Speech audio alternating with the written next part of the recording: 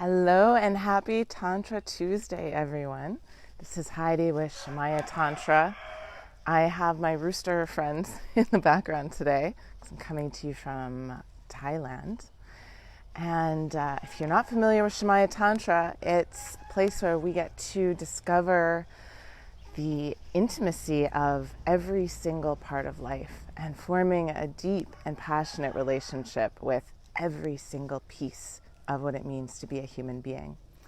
So if you want more videos like the one I'm about to roll out for you, you can come on over to Shamaya Tantra on YouTube and follow me on Shamaya Tantra on Facebook. So I've been thinking a lot about this quote lately by a practitioner named Saraswati. And he talks about how classical Tantra brings sexuality into ritual.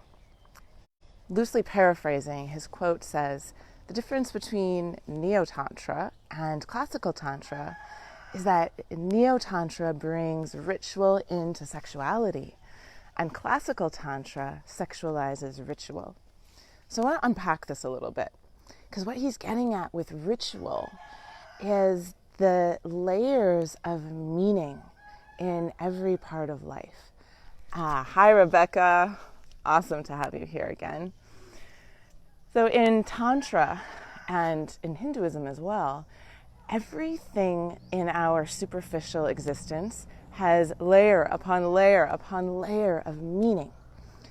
So nothing is just taken at face value.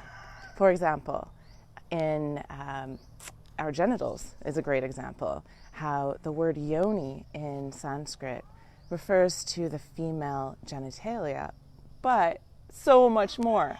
It refers to this whole generative, creative, life force giving aspect of the universe. One of the translations from Sanskrit is the sacred space, or the source of all life. And so the yoni is much more than just a name for a part of our body. It speaks to this universal principle that creates our world. And the lingam is the counterpart for the male genitalia, for the penis. And it has various translations, one of them being the mark of Shiva, who is divine consciousness, the masculine principle of the universe. And it means this evidence that the divine exists, this evidence that God exists. So that's just one example of how deep all of the aspects of our world go when you take them in their ritualistic meaning. So what if we wanted to do this? What if we wanted to bring sexuality into every ritual of our life? Well, have you ever had sex and felt like you were just in sync with the world, in sync with the universe, and like you were gyrating and pulsating with the universe? If you have, amazing. And maybe if it wasn't quite that dramatic, you've had the experience of feeling really at peace, really in the flow when making love. This kind of feeling is kind of the quintessential sexual feeling that classical Tantra brings into other parts of life. So classical Tantra talks about the two lovers, the two beloveds, Shiva and Shakti, who are making love in every moment.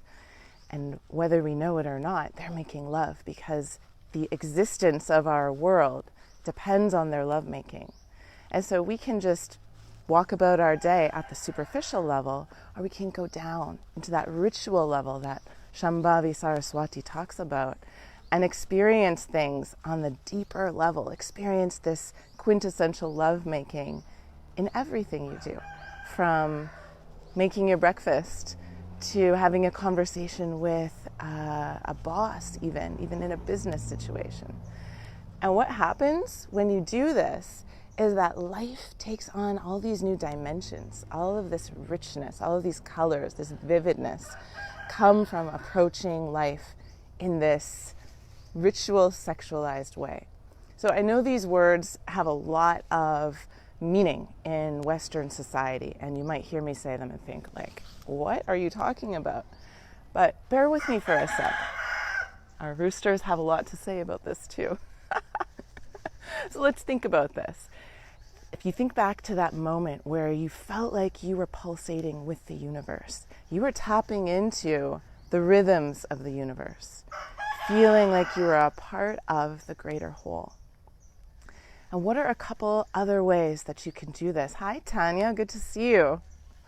I'm going to give you two practices that you can do to bring sexuality, a sexualized view of existence, into your everyday life.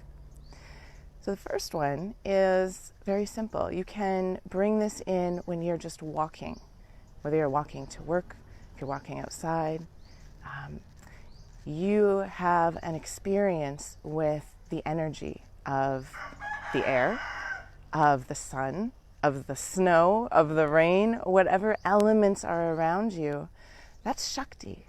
That's energy. That's the divine feminine, alive and manifest in your life. So when you feel, if you're in Canada, maybe the cold bite of the wind on your skin as you walk outside, you can be reminded that Shakti's kissing you. And maybe it's an ice kiss, but that's aliveness, communicating with aliveness. And there's a way that you can penetrate that moment. You can penetrate that moment with such deep awareness. And notice we're bringing the sexuality into it. So if you're walking and you're thinking about 20 different things, you are at the superficial level, right? But if you completely penetrate the moment with your awareness and you feel only the feeling of that air on your skin, you're merging with that moment. You're bringing your awareness into the sensation. Another way of saying that is you're bringing Shiva to Shakti. So the two lovers are merging through your body. So that's practice number one. The second one is kind of a fun one. And I mentioned earlier the terms for lingam and yoni, our sexual organs, and how these two terms mean so much more than just our physical body. But our physical body is like a map that can take us to these universal principles. So next time you have something going on in your life that's really exciting, you feel like, maybe you drank a lot of coffee. Maybe you have a coffee high and you can feel that your energy is higher, your heart is racing, you feel that kind of sparkliness. I don't know if this happens to you when you drink coffee. I rarely drink coffee, but when I do, it's like a big experience. I get really high off of it. So let's say you drink coffee, or let's say you're just excited about something. What would happen if you felt that excitement from your sex center? What would happen if you felt, what does that feel like in my lingam, in my yoni? And it's a little meditative practice where you bring your attention to your sex center and imagine that you could feel from there. Imagine that everything was centered there, and you might start to feel a little bit of tingling, or you might just have an awareness, oh yeah, that part of my body is still here. I'm walking through my day. How often am I thinking about this part of my body? But it's there the whole time. And if you consciously feel your moment through your lingam or your yoni, you will have an experience of sexualizing the rituals of life, the everyday rituals of life. If you're having some nervousness, you can try the same thing. Normally we feel our nervousness from here. We actually feel 98% of our experience from here. And we've got this whole other part of our being that we can experience life through. So try it. Try experiencing things from your sex center, from your genitals, to bring that juiciness, that aliveness that Tantra offers us into your everyday life. So the other thing I want to leave you with is that anytime we're bringing opposites together, it's a metaphorical lovemaking. And the more opposite you're bringing together, the more glorious the union is. If you've ever been with someone who you're really opposite with in nature, you might have had some really hot sex. And that's because opposites have a strong charge that's very, very powerful when they come together. So this lovemaking, if you bring it into your personal life, see how different situations that you wouldn't think go together can actually be brought together to create a really fiery metaphorical lovemaking in the moment. So enjoy. Let me know if you would like a particular topic for a video, and let me know how this goes for you.